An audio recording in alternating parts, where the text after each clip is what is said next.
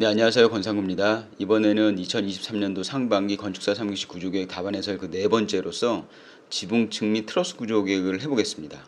그리고 여기에 덧붙여서 앞서 설명드렸던 내용 중에서 2층 바닥에 대한 부재 이름을 정하지 않고 온 것 같아요. 그래서 그것까지도 포함시켜서 이번 동영상을 진행해 보도록 하겠습니다. 23년도 상반기 문제에 대한 답안 해설은 이 동영상을 마지막으로 해가지고 정리가 될 것 같습니다. 자, 보시면 이제 출제지문 요약인데 요건 앞에서 쭉 봤던 것 중에 내용 중에 큰 카테고리 중에 이제 우리가 해야 되는 나머지 구조계획에 대한 아이템은 여기 있죠. 지붕경사 목재 트러스. 요 내용이 이제 이번에 진행될 겁니다. 자, 보시면 다시 한번 상기를 하면은 요런 그 관련 도면이 주어졌고요. 지금 우리는 여기서 요 부분을 중점적으로 구조계획을 할 것이다 라고 하는 거. 그 다음에 답안 해설 답안 작성지가 있는데 이 중에서 여기 트러스 부분에 대한 내용, 그 다음에 여기 트러스 인면에 대한 내용들, 이 부분이 이제 이번 동영상에서 구조계획이 되어져야 되는 부분인 것이고요.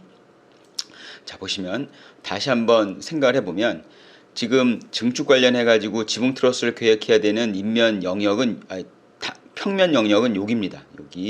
여기를 보시고 왼쪽에 있는 구조물하고 오른쪽에 있는 구조물은 기존 구조물이죠. RC 구조로 되어 있는.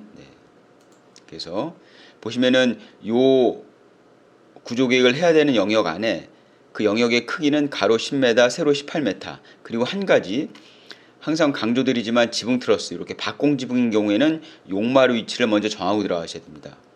문제에서 주어졌다면 확실하게 확인을 하고 들어가셔야 되는 것이고요. 그래서 여기가 용마루입니다. 요 용마루를 기준으로 해가지고 물매가 이렇게 형성되죠. 물매도 중요합니다.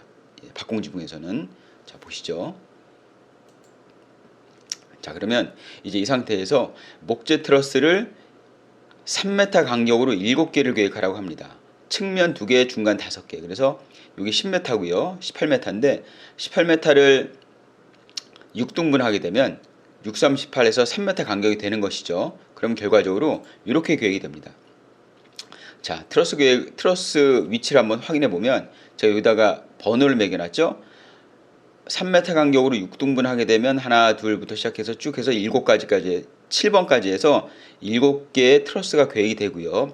이 상태에서 맨 위에 부분하고 맨 밑에 부분이 측면부 트러스가 되는 것이고 가운데 있는 5개가 중간부 트러스가 되는 것입니다. 그렇죠. 그래서 여기 보시면 지금 현재 이게 3m 간격으로 이렇게 계획이 된 거를 알 수 있어요. 여기까지는 뭐 어렵지 않습니다. 그리고 보시면 지붕 중도리 간격이 3.0m 이하래요. 그래서 좀 전에 맨 처음에 보고 왔을 때 여기가 용마루였습니다. 용마루. 여기가 용마루인데 용마루 기준으로 이렇게가 5m고 이렇게가 5m입니다.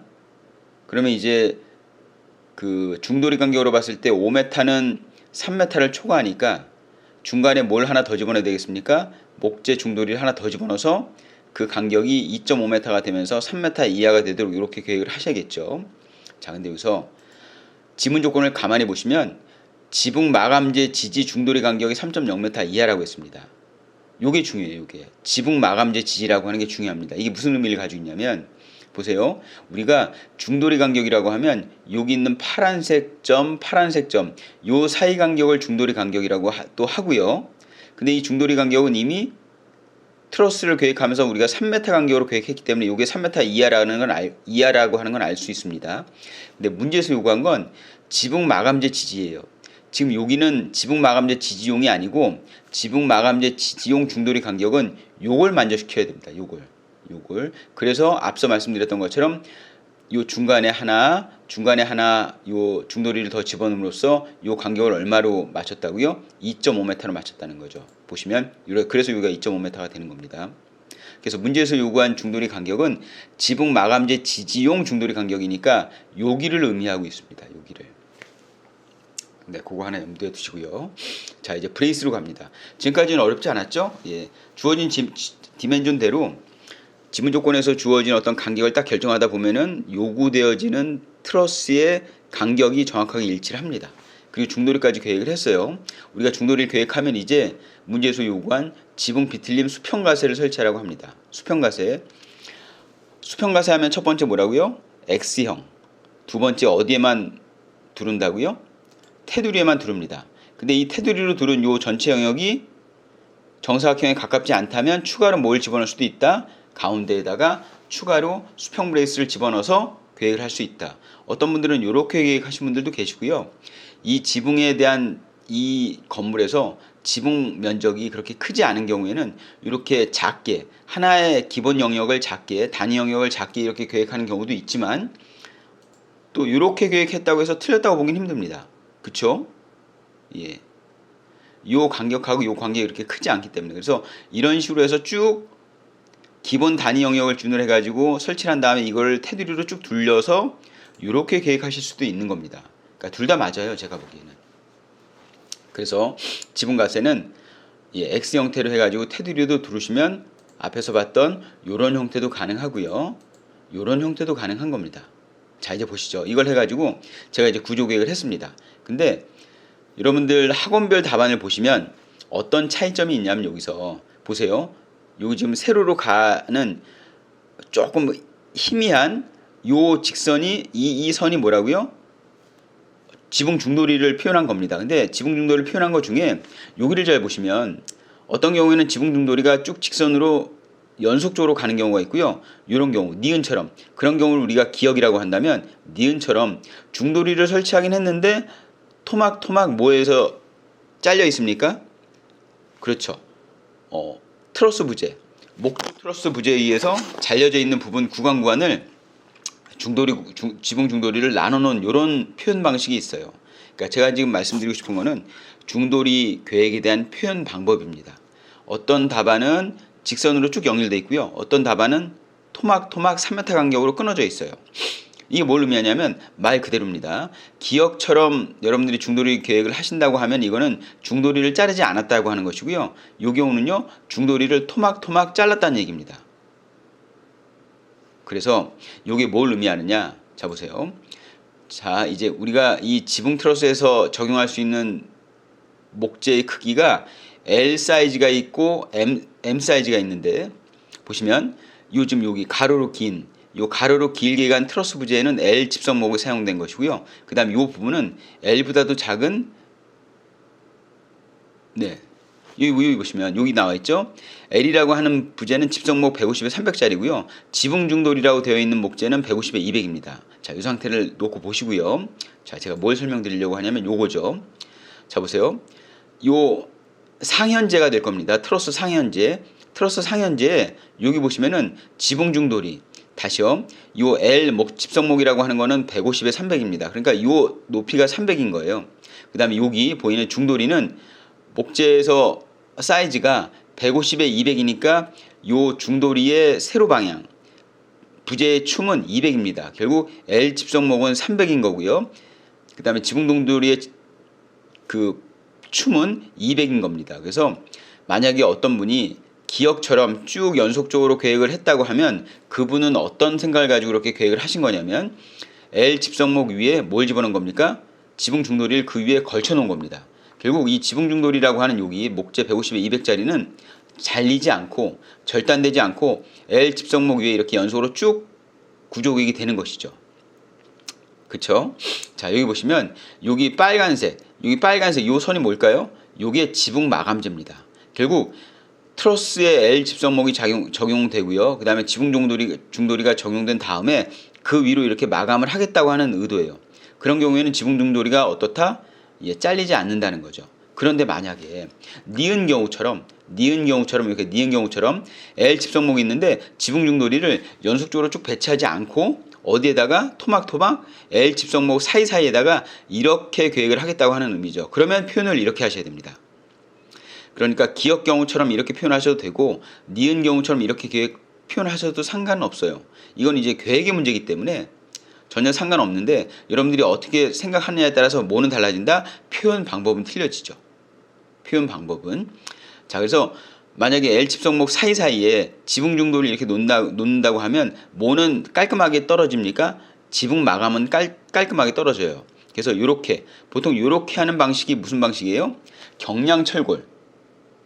그렇죠? 경량철골에서도 이렇게 구조 계획을 하죠. 네, 이렇게 구조 계획을 합니다. 근데 목조는 좀 특이하게 목조 트러스 사이사이에 지붕 중도를 이렇게 놓은 다음에 이렇게 마감을 할 수도 있어요. 마감을 깔끔하게 떨어뜨리기 위해서. 이렇게 하는 것보다는 이렇게 하는 게 건축적으로도 뭐 필요 없는 공간을 없애는 거니까 이렇게 해도 합리적으로 구조계획이 되는 것이겠죠. 이 문제에서는 이렇게 할 건지 이렇게 할 건지를 묻는 건 아니지만 그래도 구조계획하는 분이 어떻게 계획하느냐에 따라서 표현 방법은 달라진다라고 하는 거. 결론은 어떤 식으로 하든 상관없다는 의미를 제가 말씀드리려고 하는 겁니다. 네. 그래서 일반 그 철골 문제에서 경량철골에 대한 지붕, 펄인을 계획할 때는 보통 이런 형식으로 하는 게 일반적이죠. 근데 목재이기 때문에 이런 식으로도 가능하다라고 하는 거. 그에 따라 표현 방법은 달라진다라고 하는 거 하나 염두를 해두시고, 그래서 구조계획을 하면 이렇게 돼 있습니다. 제가 답안 작성한 거 중에 이쪽 라인하고 이쪽 라인은 토막 중도리를 끼는 방식으로 했고요.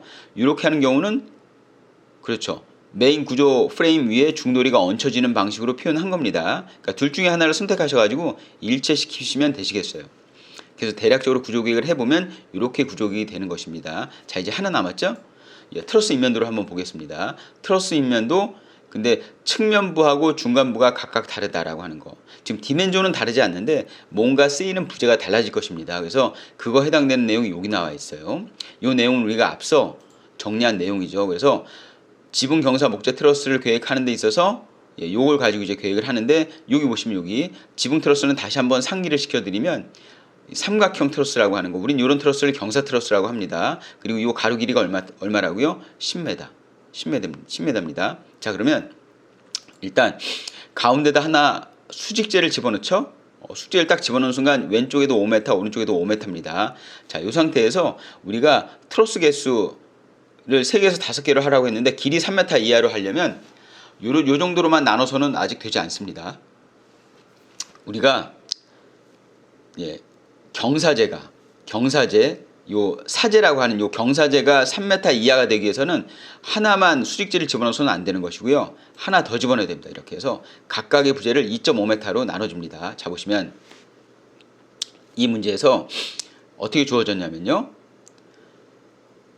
상현재하고 하현재에 대한 길이 조건은 없었습니다. 근데 요 수직재하고 앞으로 우리가 계획할 사재, 경사재에 대한 길이는 몇 메타 이하가 돼야 된다고요? 3m 이하가 되도록 하라고 했습니다.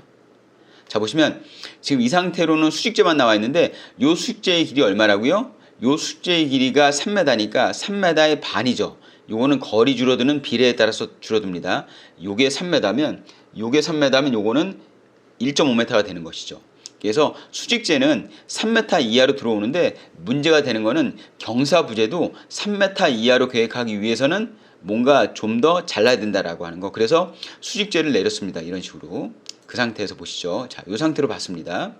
자, 상현재, 하현재, 수직재. 근데 요게 3.0m, 요게 1.5m. 요 상태로 이제 거리를 계산해 보면, 자, 이제 요걸 보시죠. 요 길이를 한번 계산해 봅니다. 요 부재의 길이를 보면은 가로 길이 얼마요? 2.5m. 세로 길이 1.5m. 그래서 요거를 피타고라스 정리, 요거의 제곱 플러스 요거의 제곱에다가 루트를 씌우면 2.9155m. 아, 그러니까 요 길이가 3m 이하예요. 근데 문제에서는 요 길이가 3m 이하가 되도록 계획하라고는 하지 않았지만 우리는 요 길이하고 동일한 길이인 경사재를 계획했을 때도 몇 메타가 넘지 않도록 3m가 넘지 않도록 하기 위해서 요거를 체크하는 것입니다. 그렇죠? 그래서 이렇게 보시면 여기 그 내용이 적혀져 있습니다. 한 번 더. 그 다음에 보시죠. 그래서 보면 결국 우리가 요 경사재하고 요 경사를 계획했을 때 요게 얼마라고요? 3m가 이하가 되는 건 앞에서 보고 왔습니다. 우리가 이걸 계산했나요? 그렇지 않죠. 우리는 요 길이를 계산했지만 어쨌건 요 길이하고 요 길이는 동일한 거리입니다.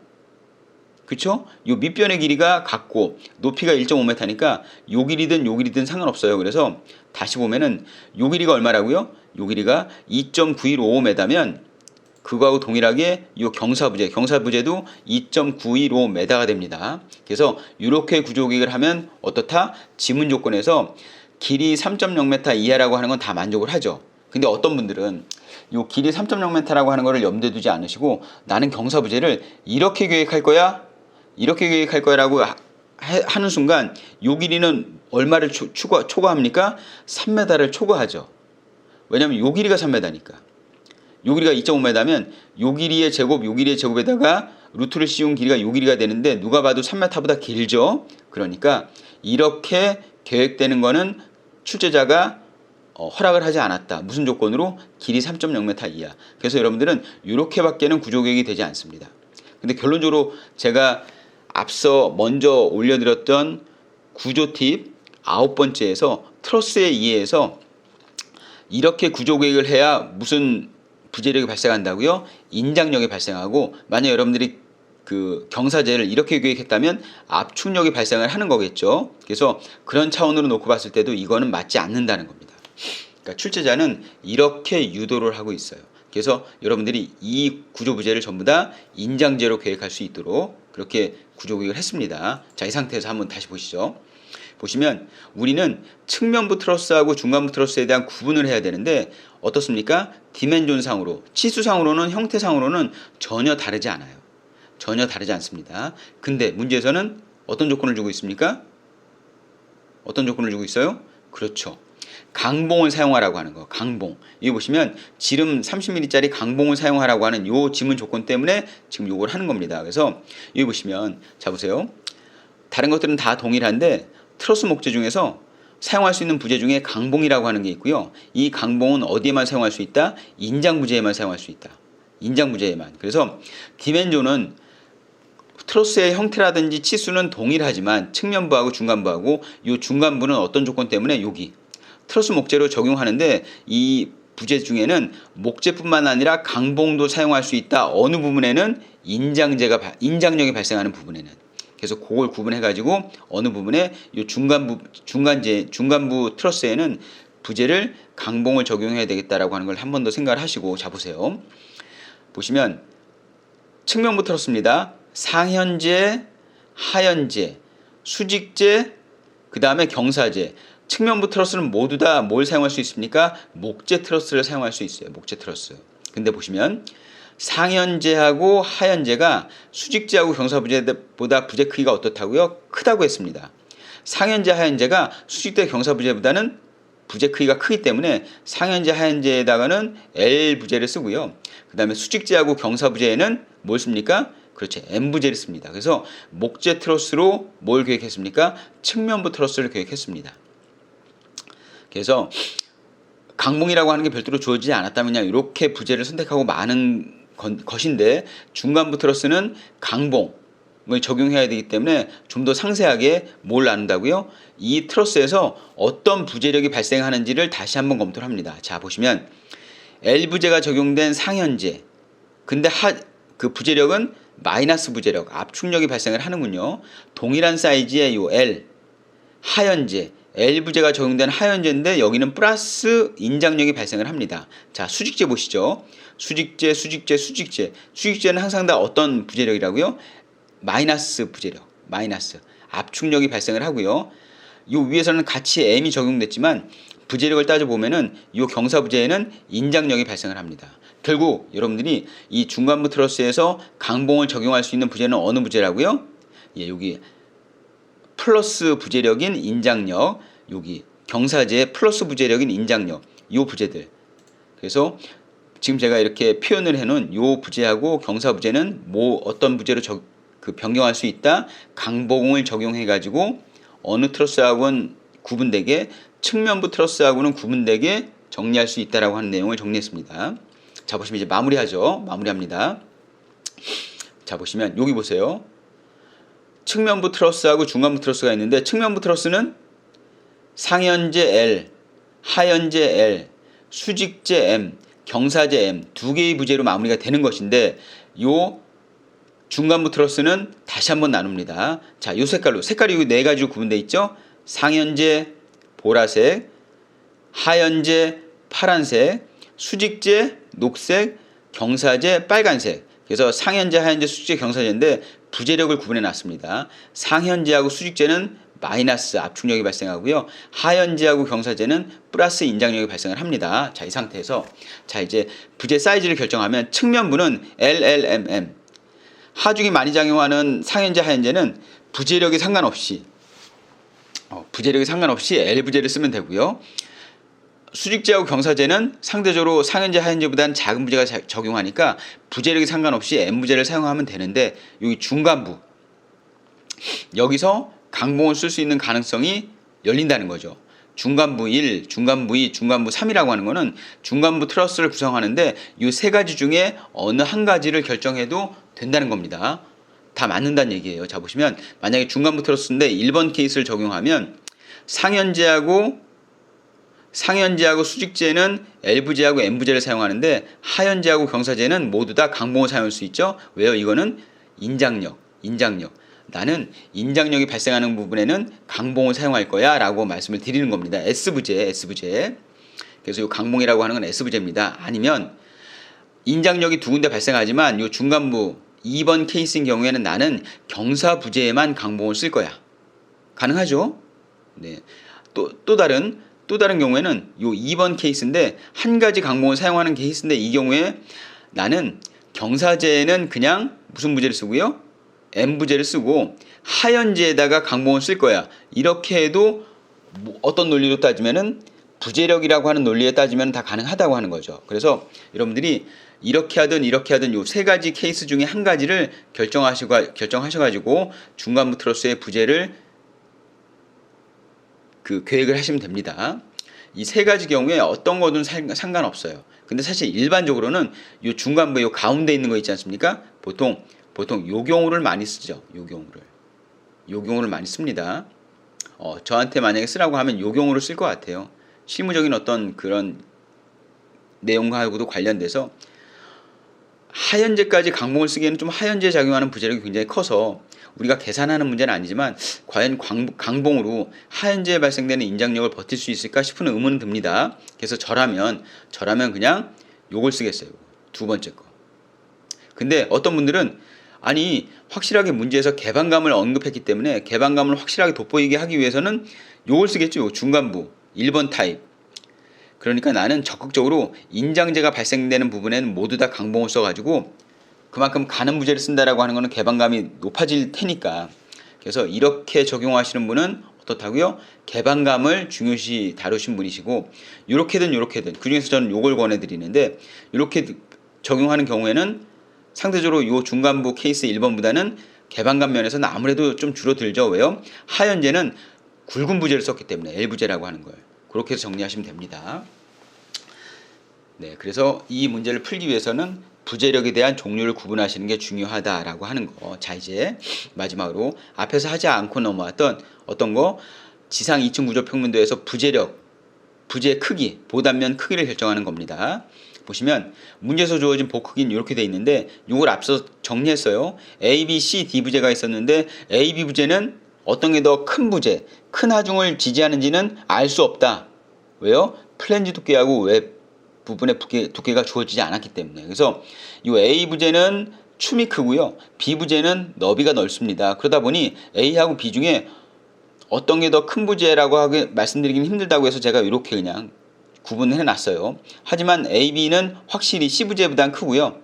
C 부재는 D 부재보다는 큽니다. 그리고 이 D 부재는 어떤 느낌이 들어야 된다고요? 아, 내가 횡적을 방정보를 적용하려면 이 부재를 써야 되겠구나라고 하는 거 머릿속에 염두에 두라고 했고요. 그래서 여기다 한번 집어넣어 보면 자 보세요. 이 구조 평면 중에 우리는 작은 볼을 가로로 보냈기 때문에 하중은 어디로 몰려간다고요? 그렇죠. 세로로 몰려가죠. 그래서 이 구조 계획 중에 제일 큰 하중을 받는 부분은 지금 표시해 놓은 이 세로 부재가 제일 큰 힘을 받습니다. 그러니까 이 부재에다가 기본적으로 A 부재가 됐건 B 부재가 됐건 입력하시면 되죠.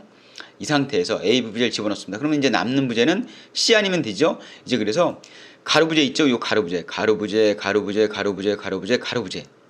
요 가로 부재는 무슨 부재를 집어넣습니까? C 부재를 집어넣습니다. 에다가 이 문제에서는 유효 높이 2.6m를 확보하라고 했으니까 무슨 부재는 안 된다고 했어요? A 부재는 일단 안 됩니다. 예, 유효 높이 2.6m를 확보할 수 없습니다. 이걸 쓰면. 그래서 B, C, D 중에 가로 부재는 뭘 쓴다? C 부재를 쓴다. 일단 C 부재를 씁니다. 자, 그리고 요 부재가 C 부재를 적용했기 때문에 요 C 부재를 받아준 요 캔틸레버 부재는 최소한 요 부재보다는 크거나 같아야 되니까 요 캔틸레버 부분도 무슨 부재를 썼어요? C 부재를 썼습니다. 그래서 이렇게 쭉 C 부재를 썼고요. 이제 나머지 요 부재를 무슨 부재라고요? 횡작을 방정포라고 했습니다. 그래서 요 부재는 나머지 요 부재, D부재를 써서 정리하면 이렇게 되는 것이죠. 이렇게 됩니다. 그래서 요 부재하고 요 부재, 하중을 제일 크게 받는 부재는 A, B 부재를 쓰면 되고요. 나머지는 C, D로 이렇게 엮어 놓으시면 됩니다. 근데 어떤 분들은 요 A, B 중에 둘 중에 하나를 쓴다면 어떤 부재를 써야 됩니까? 저라면 A, B 부재 중에 굳이 하나를 선택하라고 한다면 저는 요걸 선택하겠어요. 왜냐면 이 보해춤이 단 얼마라도 클수록 부재의 처짐에 대한 저항 성능은 훨씬 높아지기 때문에, 왜냐면 우리가 부재의 처짐을 계산하는 데 있어서 12분의 오메가 L 사승이라고 하는 그 길이의 사승이 되는 그 부분 때문에 이 부분이 조금만 커도 그거의 몇 배로 커진다? 4배로 커집니다. 단면 성능은. 단면이차 모멘트라고 하는 건 그런 측면에서라고 하더라도, 저는 굳이 이 부분을 A, B 중에 하나를 선택해 주세요라고 하면은 A를 선택하겠습니다. 이 상태로. 근데 보면은 이렇게 A를 선택하는 순간 B 부재가 없어지죠. B 부재를 쓰지 않았습니다. 그쵸? 그러면 출제한 사람이 적용하지도 않을 부재를 과연 줬을까 싶은 생각이 드는 것이죠. 그래서 어떤 분은 이렇게 답안을 작성하신 분도 계시고요. 어떤 분은 아니야, 나는 B부재를 써야 되겠어, 찝찝해서. 그래서 B부재를 씁니다. 그럼 B부재는 요 가로 부재에 넣으면 되는 것이죠. B부재 넣습니다. 그 다음에 여기는 C부재, 그 다음에 나머지 D부재. 이렇게 하다 보면, 이렇게 하면은 주어진 부재를 모두 적용하긴 했는데, 여기서도 조금 아쉬운 게 뭐냐면요, 요 부분에 B부재가 있는데 요 B부재를 C부재가 받아줘요. 앞에서도 말씀드렸던 것처럼 지지되는 부재가 지지하는 부재보다 작아야 될 것 같은데, 다시 한번요, 요 부재를 지지하는 요 C부재가 요 B부재보다 작죠. 좀 어색합니다. 안 되는 건 아니지만 여러분들이 여기를 B부재를 놓는 순간 요 C부재가 좀 어색합니다. 그래서 이 C부재도 바꿔줄까? 그래서 이렇게 바꿉니다. 그래서 이렇게 답안을 작성하신 분도 계실 거예요. 그러면 또 좀 어색하죠? 그러면 A, B, D 부재는 썼는데 요 답안에는 C 부재가 없는 것이죠? 그렇죠. C 부재가 없습니다. 그래서 이렇게 계획해도 조금 찝찝하고요. 저렇게 계획해도 문제에서 주어진 단면 크기를 전부 다 사용하지 않았기 때문에 좀 찝찝한 면이 있어요.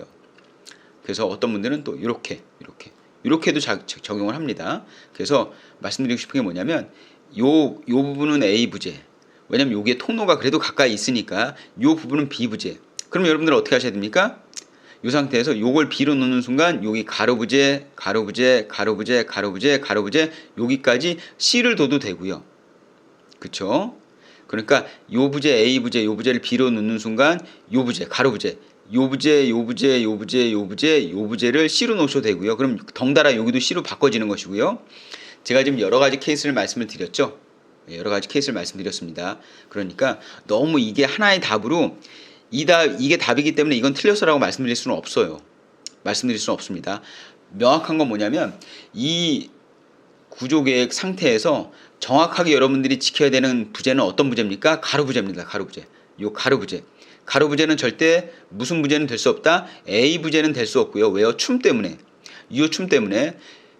요 가로부재를 B로 놓던 아니면 앞서 봤던 이렇게 C로 놓던 상관없습니다. 그거만 지켜주신다면 나머지 부재들은 하중의 크기에 따라서 어떻게 놓으시던 상관은 없습니다. 대세 영향은 없어요. 그러니까 RC 문제에서 백은이든 철골 문제에서 부재 크기든 우리가 부재력을 가지고 계산하는 문제가 아니기 때문에 전체적으로 큰 틀에서 어색하지만 않다면 자신 있게 답안을 작성하셔도 됩니다. 단 지문 조건에 나온 내용은 정확하게 맞춰주셔야겠죠. 다시요. 그래서 지문 조건에는 다른 거 없었습니다. 유효 높이 2.6m를 맞추기 위해서는 요 가로부재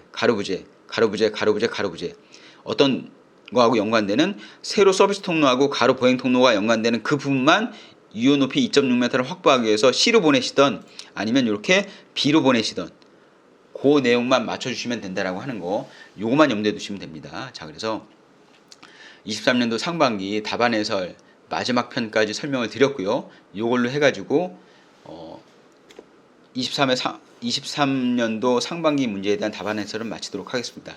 네, 수고하셨습니다.